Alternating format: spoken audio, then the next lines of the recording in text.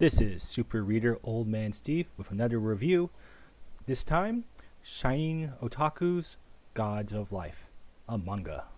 I decided to change things up for this review and cover something that wasn't a novel.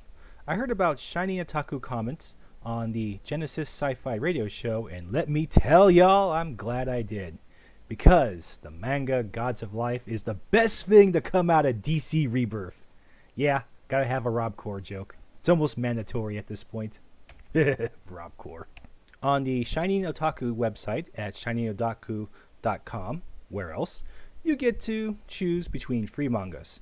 Naraku Murder hasn't been updated in a year, so it might be vaporware. Striker and Slayer has a cool name but no update schedule, with the last posting on March 30th, 2017. It could be completed or it could be in progress, but the site doesn't say. So I decided to cover Gods of Life due to the number of chapters and recurring updates.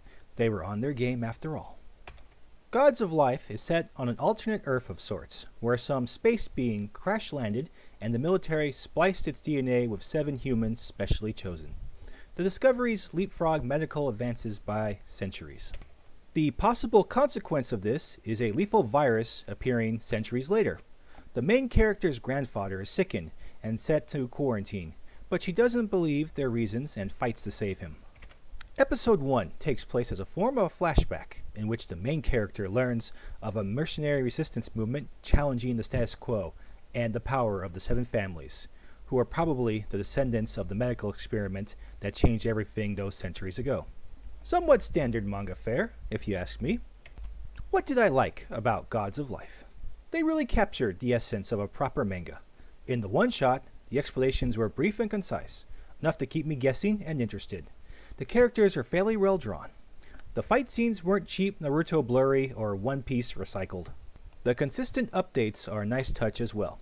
I know this is not a Game of Thrones masterpiece that requires years of research and teaser chapters, but I'm not left guessing when the next page or chapter is coming up. What didn't I like about Gods of Life? The website runs way too slow. A single page is 3.7 megabytes. My download speed out here in Asia is 369 megabytes per second. I can download Big Bang Theory faster than a single page loads. I don't know if the site is losing readers or not, but I know fixing this would certainly help keep them.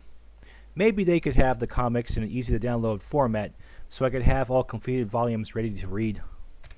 The other issue is that I got pretty confused between the one-shot and Chapter 1. The main character in the one-shot wasn't in Chapter 1, nor did it say how the two issues were related.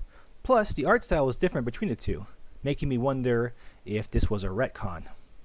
My recommendation: if you're interested in exciting manga without butt service, this is a good place to start. You may or may not like the artist's style, but you'll enjoy the colored segments quite well. Assuming you have the patience for the I give it 4 out of 5 stars.